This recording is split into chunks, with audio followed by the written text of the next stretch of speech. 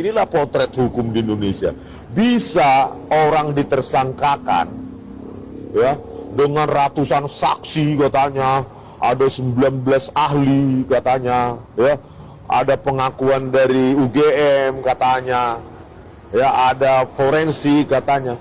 Tapi seorang Polda Metro Jaya ketika ingin memidana orang, mengkriminalkan orang, ya, mengkriminalkan orang, menersangkakan untuk dipenjara orang-orang itu, ke-8 orang itu termasuk saya, modalnya nggak ada. Ya, tidak berani menunjukkan mana sih ijazah yang menjadi basis katanya fitnah, pencemaran nama baik, penghasutan, pengeditan. Nggak berani menunjukkan itu. Padahal katanya sudah ratusan saksi. Sudah ahli, sudah diperiksa dengan segala macam disiplin. Tetapi seorang Kapolda loh tidak berani, dan tadi statementnya terlalu hati-hati untuk seorang Kapolda, tidak meyakinkan ya. Ya itulah kalau memang ya berdasarkan perintah yang nggak masuk akal kan begitu, kepolisian kan begitu. Kalau apa yang dikatakan bosnya lakukan. Ya, walaupun itu melawan hati nuraninya, walaupun itu melawan logikanya, ya, kewarasannya, itu harus dilakukan. Kalau enggak dia akan kehilangan jabatan. Tanggapan saya datar saja ya. Jadi ini adalah bagian dari resiko perjuangan. Ya ini seperti apa ya? Gelar perkara main-main, sama seperti ketika gelar perkara khusus, ketika ya bahwa ketika kita meneliti dokumen orang yang mantan orang terkuat nomor 1, ya inilah resikonya. Jadi yang kami sayangkan satu poin ya, dengan kesimpulan bahwa identik atau bahkan otentik dan dengan pengujian forensik dan segala macam itu, tapi satu yang kurang, kenapa nggak ditunjukkan pada saat tadi penetapan tersangka, kenapa tidak ditunjukkan dokumen yang katanya diuji tersebut, yang katanya asli tersebut, begitu. Jadi ya ini seperti gelar perkara main-main, sama seperti ketika gelar perkara khusus ketika kami hadiri yang lalu, ya. Dirtipidum juga hanya berani menampilkan fotokopi itu pun versi digital, dan pada gelar perkara khusus juga tidak ada ditampilkan atau diberikan baik secara analog maupun digital. Jadi kami percaya diri ya, ada pra-peradilan dan lainnya. Jadi kami akan melakukan perlawanan sesuai dengan koridor hukum yang berlaku, gitu Bang.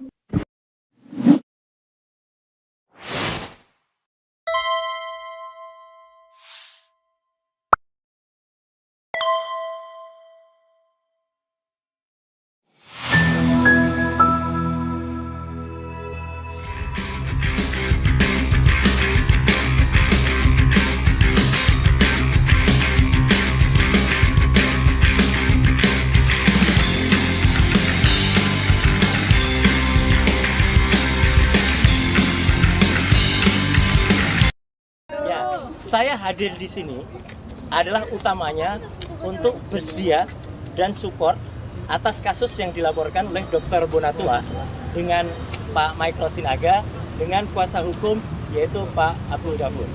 Ya, jadi inti saya hadir di sini adalah itu. Kenapa saya menemui teman-teman di luar?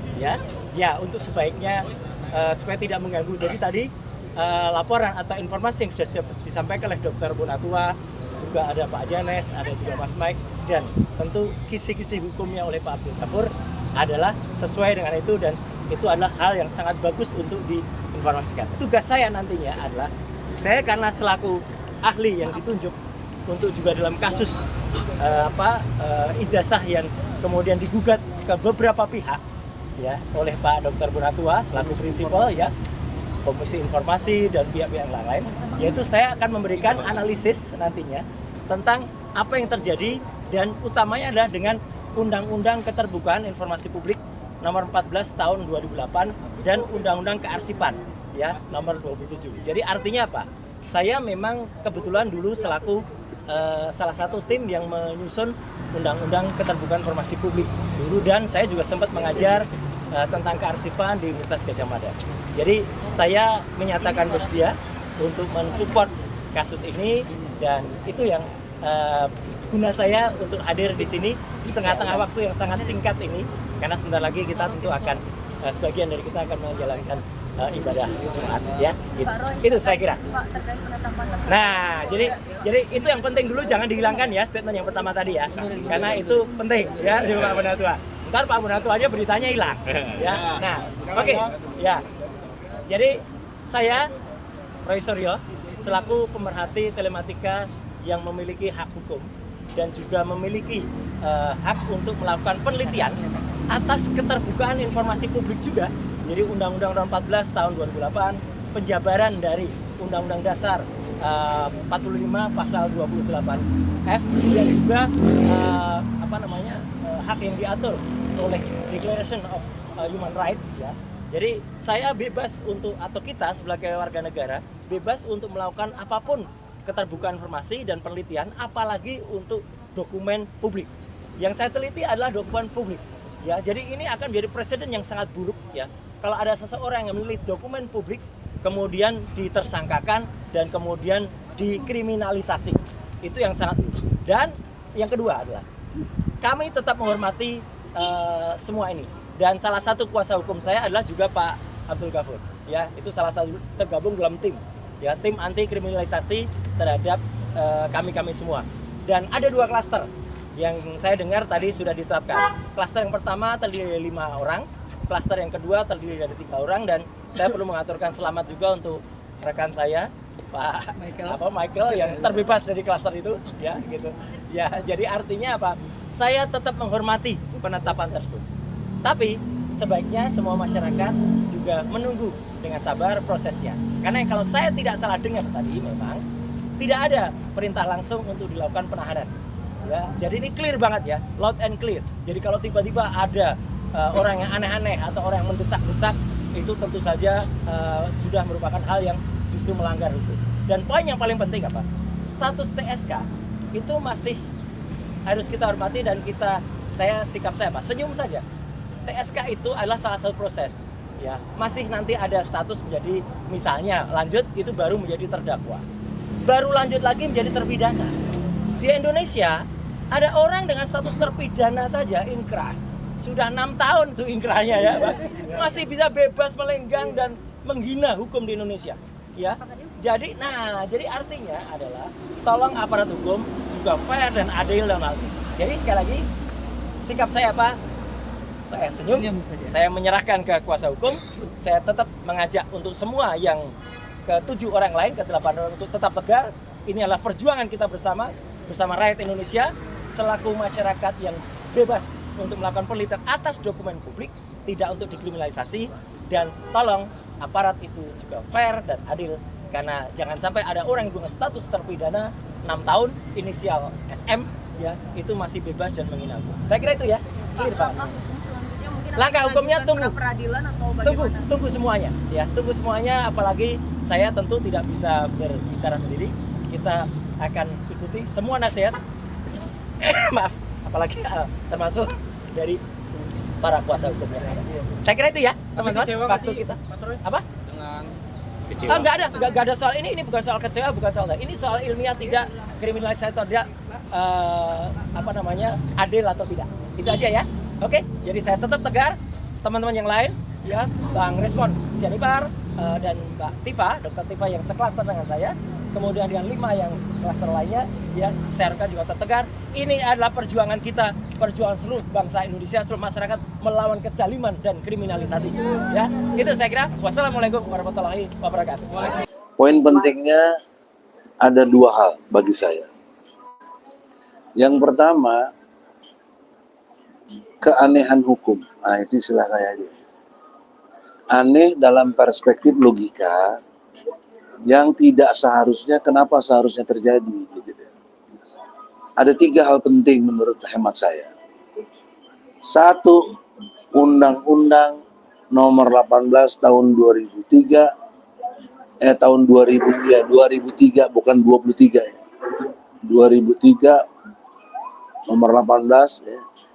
Pasalnya 16. Di situ diberikan hak imunitas hukum kepada advokat. Saya bertindak dalam konteks yang dilaporkan ini sebagai advokat. Dilaporkan oleh saudara Joko Widodo ya. Oleh karena itu, sebagai advokat, menurut pasal 16 tadi, tidak bisa digugat perdata dan tidak dapat dituntut pidana. Tidak bisa. Itu undang-undang itu loh. Ketika membela kliennya, yaitu klien saya adalah Bambang Tri dan Gus Nur. Tahun 2022, mulainya itu. Nah, kemudian ketika kita menggugat itu di Pengadilan Negeri Jakarta Pusat, sedang berjalan 2 kali 3 kali sidang, ditangkap Bambang Tri. Maka berpindahlah peristiwa hukum perdata ke pidana. Itu logika yang nggak bisa dibantah. Nah, perpindahan hukum itu berkonsekuensi logis secara ilmu hukum. Apa? Beban pembuktian.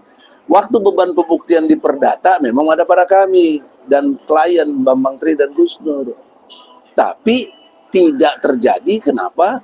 Karena saya cabut satu sisi ya, karena ditangkapnya Bambang Tri dan Gus Nur. Karena ada 2 problem serius, 1 saksi dan 2 keterangan ahli ya, dan juga yang namanya alat-alat bukti gitu loh. Nah, 2 hal inilah yang menyebabkan saya perlu cabut, kemudian saya ikutin fokus tuntutan jaksa yang 10 tahun kepada Bambang Tri dan Gus Nur di Pengadilan Negeri Solo. Nah, dalam peristiwa itu kami dihukum Bambang Tri dan Gus Nur 6 tahun oleh PN. Saya lakukan banding, diturunkan jadi 4 tahun. Ada 2 pasal yang nggak dipakai, yaitu pasal 14 dan 15 Undang-Undang Nomor 1 tahun 46. Itu hilang. Jadi tidak ada unsur berita hoak atau berita palsu yang menghebohkan. Tidak ada, karena pasal itu nggak dipakai di PT. Juga dikuatkan inkrah di kasasi Mahkamah Agung. Cuma dipakai di PN. Nah, PT kan lebih tinggi dari PN. Meralat. Berarti kan PN nggak benar gitu loh. Diluruskan di PT. Nah, jadi poin pentingnya confirm Jokowi tidak punya ijazah asli. Karena yang ditampilkan waktu di sidang itu fotokopi yang dilegalisir. Nah, ketika saya tanya ke 30 orang saksi loh, bukan sedikit. Tak satu pun ada yang melihat ijazah aslinya Jokowi. Kepala sekolah, ijazah aslinya Jokowi. Yang SMA. Kepala sekolah, SMA 6. SMP-nya, SD-nya, ya. Juga nggak ada yang lihat, satu pun. Ijazah masing-masing tingkatan SD, SMP, SMA itu.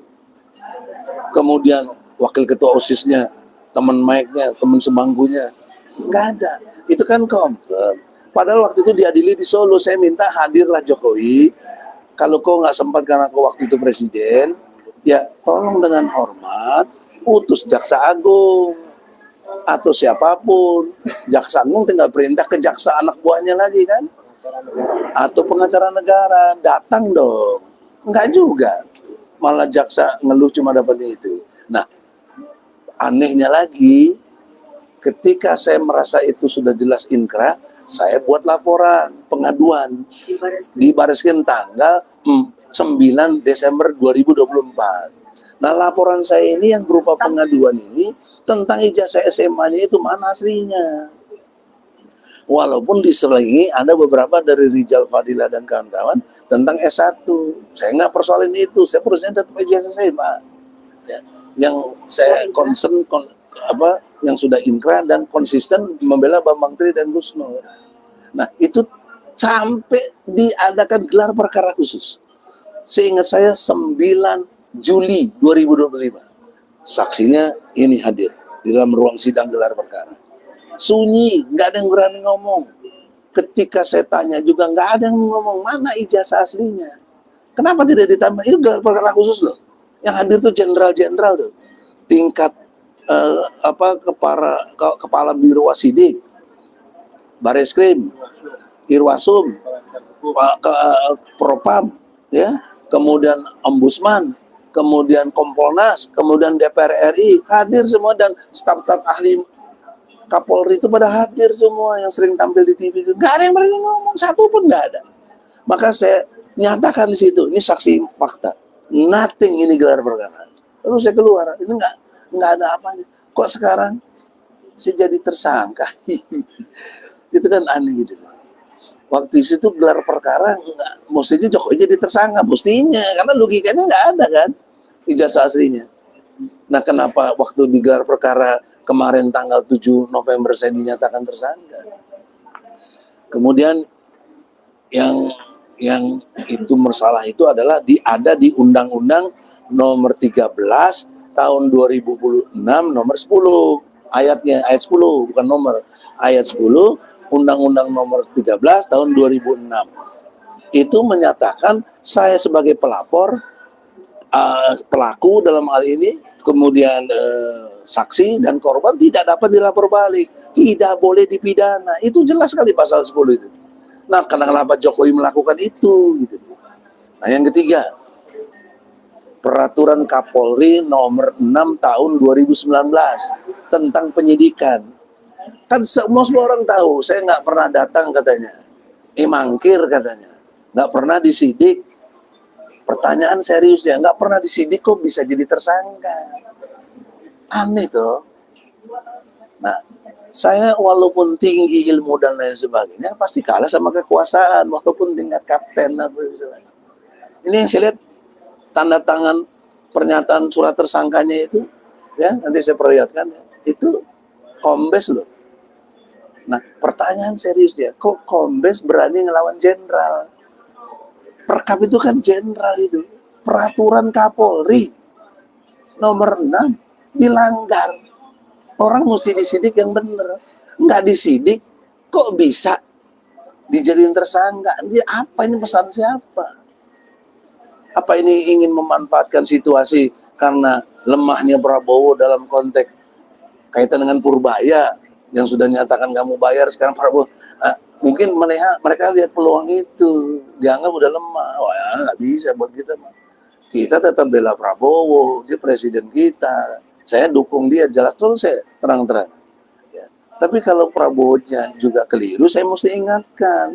Saya bukan kayak bajar-bajar penjilat, bukan. Ya. Nah, itu kita tulus dalam berini.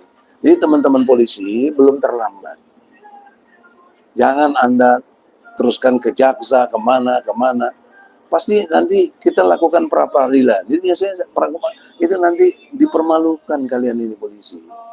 Karena aneh secara ilmu hukum kok kalian lakukan yang aneh gitu. Kan ini Indonesia, bos, malu. Bahkan akuarium dunia gitu nih, kelihatan.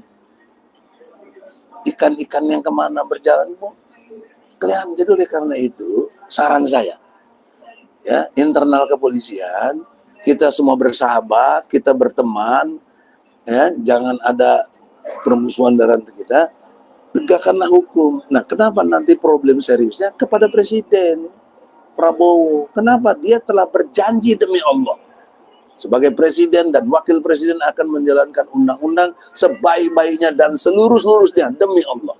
Pasal 9 Undang-Undang Dasar 45. Anda itu yang dikutip aja.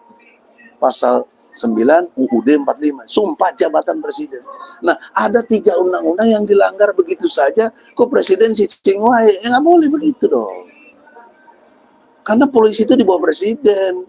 Namanya Kepala Polisi Republik Indonesia, Kapolri. Dilantik sama siapa? Yang pegang siapa kekuasaannya? Presiden. Jaksa Agung, siapa kepala Jaksa Agungnya? Ya, di bawah presiden. Jadi kalau polisinya nggak bener, presidennya diam saja, berarti presidennya juga nggak bener dong. Itu kan logika itu. Tolong dengan hormat.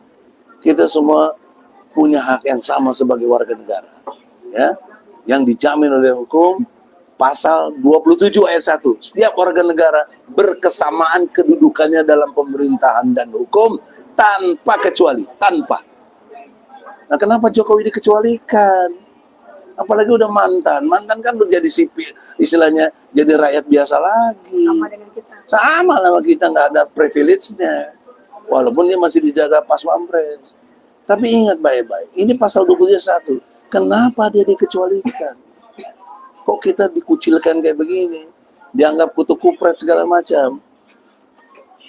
Oleh karena itu, saudara-saudaraku, tolong dengan hormat, tidak bermaksud cari ribut, apalagi enggak ya, saya selama ini diam aja kok, nggak bajar-bajar ngomong apa ya, kabur ke luar negeri, saya ada di sini kok, mana kabur ke luar negeri, dapat duit, dapat ini, dapat itu. Kalau dapat duit, dapat ini nggak mungkin jadi tersangka deh, gila nih orang ini.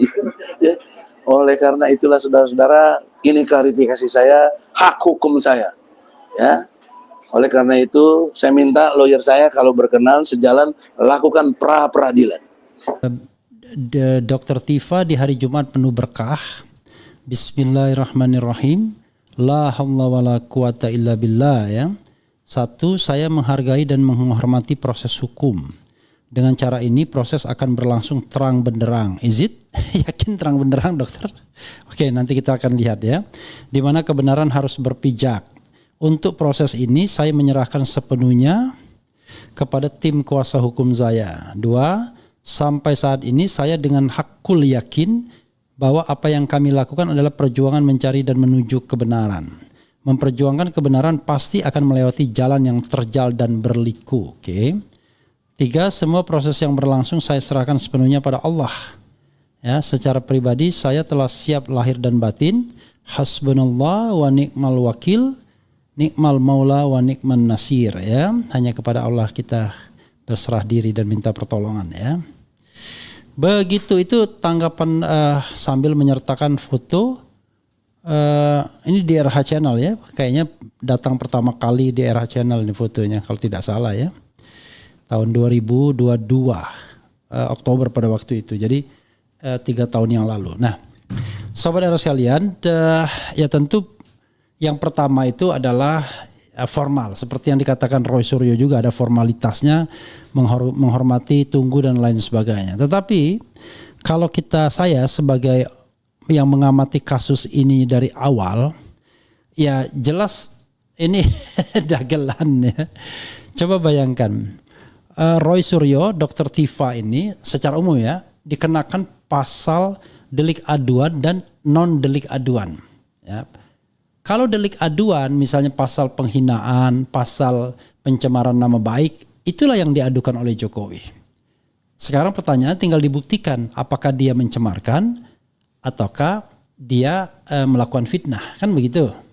Tapi begitu menggunakan pasal-pasal undang-undang ITE yang korelasinya nggak ada, dan kemudian seolah-olah dibuat-buat dan dengan ancaman hukuman 12 tahun penjara sehingga berhak untuk menahan. Nah ini yang kemudian agak polisi aduh. Jadi kelihatan konstelasi politik terakhir ketika Prabowo pasang badan dengan wush itu dimanfaatkan betul. Wah ini kelihatannya Babe masih dukung Babe masih dukung Babe. Sehingga polisi memiliki keberanian untuk menetapkan tersangka. Jadi mengikuti sign dari pendukung-pendukung Jokowi. Padahal masalah yang sesungguhnya tidak diselesaikan. Masalah sesungguhnya itu kan ijazahnya itu palsu atau enggak. Padahal sudah ada fotokopi ijazah dari KPU Solo, KPU DKI, KPU Nasional yang jelas-jelas itulah ijazah yang diteliti oleh RRT yang memunculkan kesimpulan bahwa itu fake, not original. Nah, ini sudah dibukukan secara ilmiah di sini di Jokowi's White Paper ya. Ini silakan kalau mau memiliki buku ini, saya ada amanah untuk terus menyebarkannya ya, Jokowi's White Paper. Jadi sudah dibukukan di sini dan kalau memang salah, di mana salahnya, di mana bantahnya. Oke, coba kita lihat pasal demi pasal yang dikenakan kepada Roy Suryo misalnya. Mulai pasal 310 coba ditampilkan. Pasal 310 KUHP ya. Itu pasal pencemaran nama baik ya. Nah, lalu tapi saya karena belum siap ya. Sudah dipotong-potong ininya. Oke, nah coba kita lihat misalnya pasalnya ya. Nih pasalnya ya. Saya buka dulu programnya, komputernya. Jadi pasal 310 pasal 311, pasal 32, pasal 35 Undang-Undang ITE, pasal 27A, pasal 28 ayat 2. Dan pinternya tidak masuk pasal berita bohong. Karena berita bohong mengandaikan yang aslinya mana. Ini kan kelihatan betul. Jadi misalnya pasal coba kita lihat ya, pasal 310 ya. Klaster pertama ya, ini klaster kedua, coba yang klaster kedua coba. Nah, ini klaster kedua ini dengan 3 orang tersangka, yaitu Roy Suryo, Rismond, dan Tifauzia. Tifauzia Tiasuma ini saya, dokter sekaligus aktivis. Bukan Tifauzia. Tifauzia Tiasuma. Nah, pasal-pasal yang dikenakan ada pasal 310 dan pasal 311 dan atau pasal 160 KUHP. Ya. Pasal 310 KUHP berbunyi, barang siapa sengaja merusak kehormatan atau nama baik seseorang dengan jalan menuduh dia melakukan sesuatu perbuatan dengan maksud yang nyata, akan tersiarnya tuduhan itu dihukum karena menista dengan hukuman penjara selama-lamanya 9 bulan dan denda sebanyak-banyaknya 4.500 ini sudah disesuaikan. 9 bulan saja ancamannya. Kemudian B, pasal 311 ayat 1 KUHP, barang siapa melakukan kejahatan menista atau menista dengan tulisan, dalam hal ia diizinkan untuk membuktikan dan jika tuduhan itu dilakukannya sedang diketahuinya tidak benar, dihukum karena salah memfitnah dengan hukuman penjara selama-lamanya 4 tahun. Tidak ada juga alasan untuk ini. Nah, tetapi udah pasal 160 Kitab Undang-Undang Hukum Pidana KUHP, barang siapa di muka umum dengan lisan atau tulisan menghasut supaya melakukan perbuatan pidana, melakukan kekerasan terhadap penguasa umum, tidak memenuhi baik ketentuan undang-undang maupun perintah jabatan yang diberikan berdasarkan ketentuan undang-undang. Ini pasal penghasutan. Paling lama 6 tahun. Ya. Oke. Lalu kira-kira menghasut apa ya RRT itu? Apa yang mereka hasut? Jangan lupa ini deliknya delik material, sudah dibilang delik material ya. Jadi harus ada kausalitasnya. Misalnya saya mengatakan bakar rumah itu saya bisa dikenakan sebagai orang yang melakukan delik provokasi ya, penghasutan kalau memang ada tindakan membakar rumah tersebut. Tapi kalau tidak ada tindakan, nggak ada. Nah, pertanyaannya adalah apa tindakan yang dilakukan RRT ya, termasuk Dr. Tifa misalnya. Lalu kalau misalnya dianggap memfitnah, kalau memang benar bagaimana? Ini kan bicara tentang yang namanya dokumen publik yang digunakan untuk jabatan publik. Kemudian lalu pasal 27 dan itu ada pengecualiannya, nanti kita akan lihat ya, bahwa kalau untuk kepentingan umum nggak bisa dibilang fitnah dan lain sebagainya. Ya.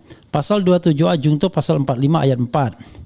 Setiap orang dengan sengaja menyerang kehormatan atau nama baik orang lain dengan cara menundukkan suatu hal dengan maksud supaya hal tersebut diketahui umum dalam bentuk informasi elektronik dan atau dokumen elektronik.